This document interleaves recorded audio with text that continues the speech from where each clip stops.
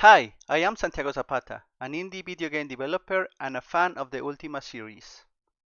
So today we will be taking a look at a very special item sent to me by a friend from Germany. So the first thing that I gotta say is it took a long time for the package to reach me. I thought that it was gonna take about a month or something like that, and it ended up taking like 6 months or more. But I'm so glad that it finally arrived, and I am curious to see the condition of the items that are inside here.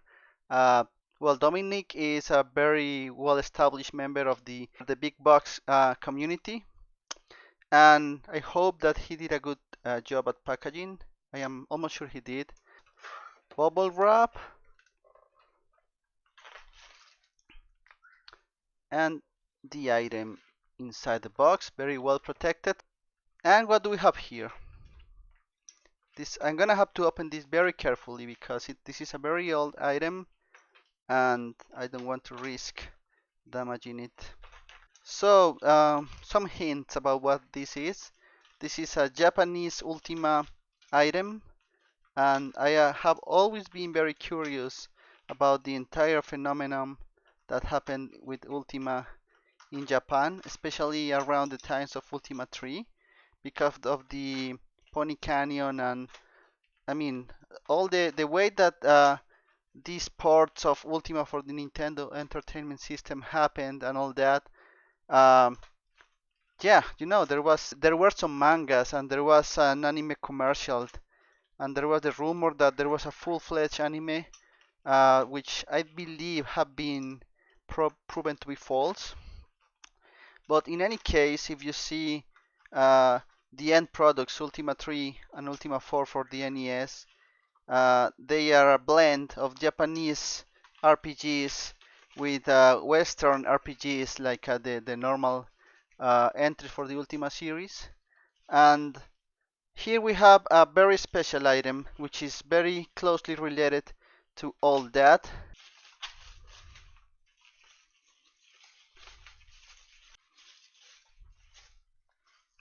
Bubble wrap is gone. And this is the Ultima Exodus board game from 1985. Richard Garriott, copyright Richard Garriott, Origin System, and Pony Canyon.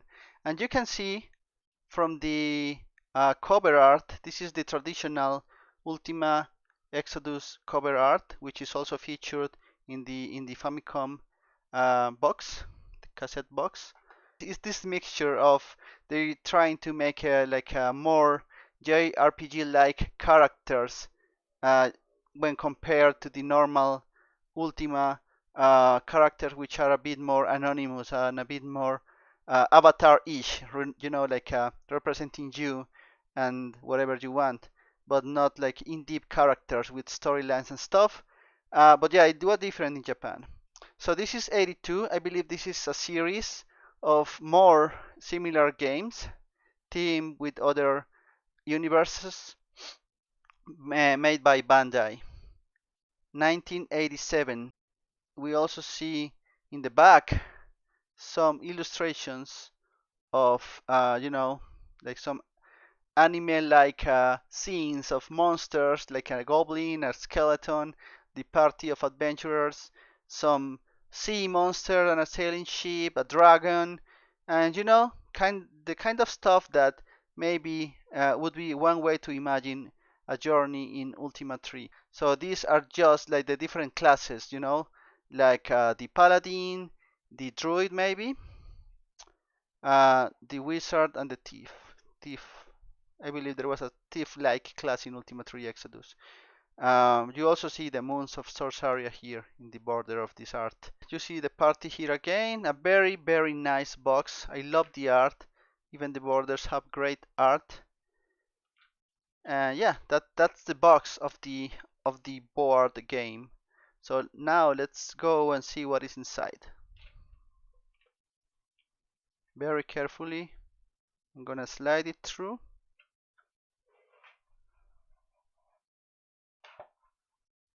And what do we have here?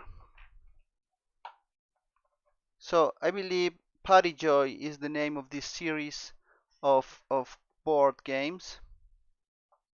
It's a bit stuck here. All right. Oops. Some pieces fell. And we have a booklet, a leaflet booklet with some instructions about how to play the game. So we can see that there is a map of source area, and there's some accompanying material that you use to play the game. Yeah, there's a lot of instructions here.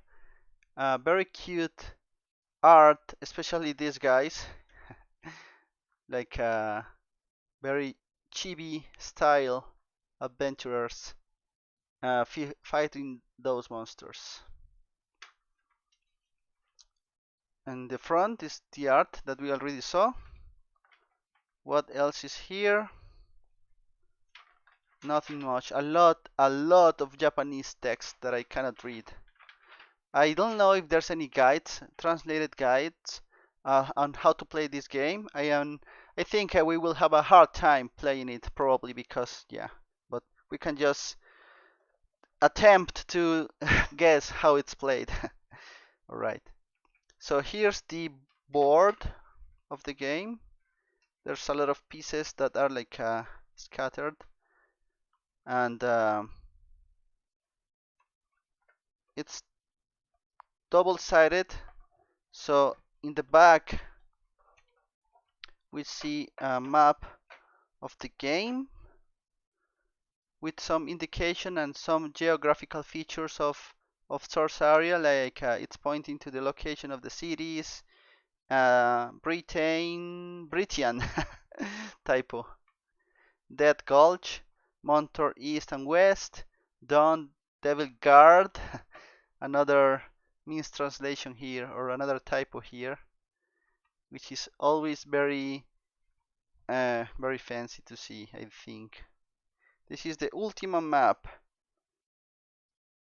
and yeah, the royal city is Britian.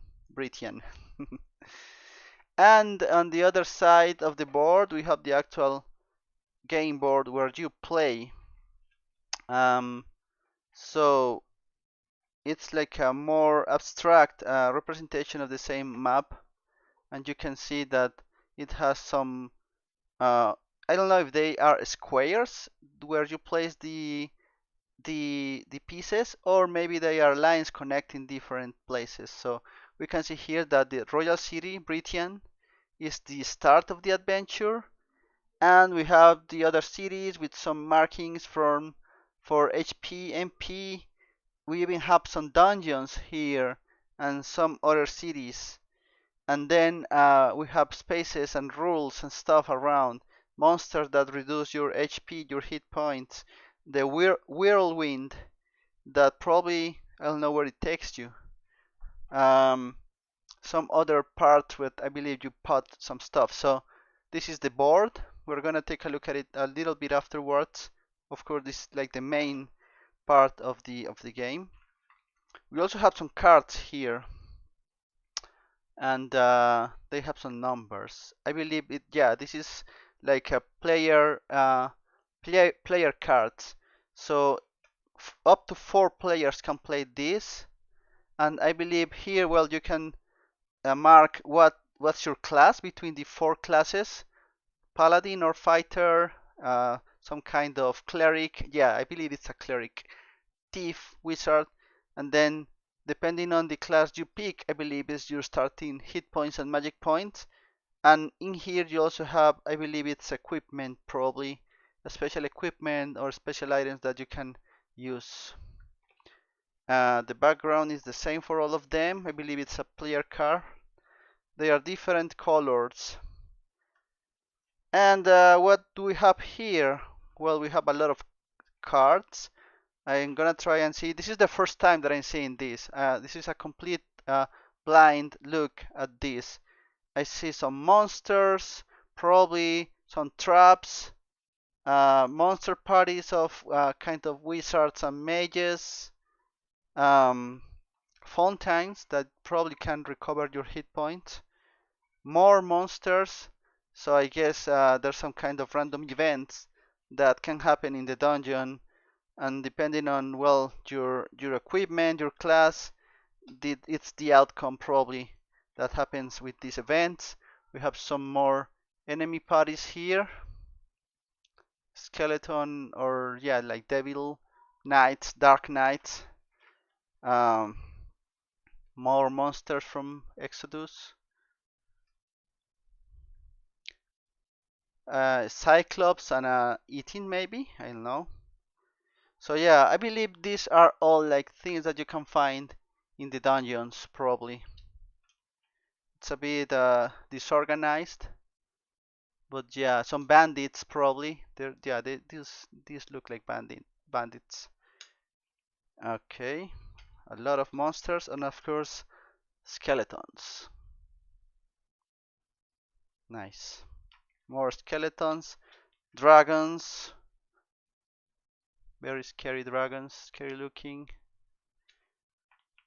Alright, a lot of different monsters and they look pretty nice. It's just like cardboard, but doesn't feel that cheap. So yeah, lots of I believe, dungeon cards. We also have some mini figurines. Okay, so yeah, they are the same. Yeah, they are actually the same, uh, and they represent the players. So yeah, they are not the different classes, but just the player. And I guess you just select your class by placing your miniature on top of the one that you want to use. There's a dice, normal D6 with some effects. 1, 2, 1, 3, 2, school, 2. And there are, well, so yeah, okay, let's see in the back. So the back of this card says Exodus. Oh, well, they are different. There are Exodus cards, there are like monster cards. Yeah, now that I see that in the back there's some distinction between them. And I saw that because there's also these dungeon cards, which are the square ones. And I believe these are like random events that can happen in the dungeon. Like, as I mentioned, finding a fountain or a weapon maybe. Yeah, looks like it. Or death of some sort. Then there's the town cards. Probably, yeah, it's representing you like a meeting with some NPCs maybe, or getting some items. Looks like it. Buying some items maybe from merchants. So yeah, probably when you land in one of the towns, you can get one of these town cards. I'm just making up the rules here. I have no idea. I did a little bit of an investigation before the video, but there's really not a lot about this game around, and I will need to look more because yeah, it's not that unknown. I mean, I believe it's part of some of the official Ultima books, official Ultima guide. Probably has some info on it, but yeah, I could not like easily find information about it. So it's gonna be interesting, and maybe if you want, if you're interested, just put a comment there in the video, and I will take a look and see if I can translate somehow the rules and try to play it. That would be interesting, trying to play this game. Okay. We also have some smaller markers, you know, like hexagonal markers, probably for the, I don't know what these would be used for actually. And also for the items, there are small markers that you probably put on top of the things. There's hit points. So probably this is the marker for you to put over your hit points to keep track of them. Magic points. Magic points. Weapons, magic points, hit points. And these probably are for the map. Yeah, that would make sense. Like they would match the color of your character maybe, and these are the things that you would put in the map to signal your location in there. There are some other weird smaller pieces that I had no idea what they mean. Pieces of medallions, like the right and left side of a medallion. Um, Letters C, B. No idea what they do.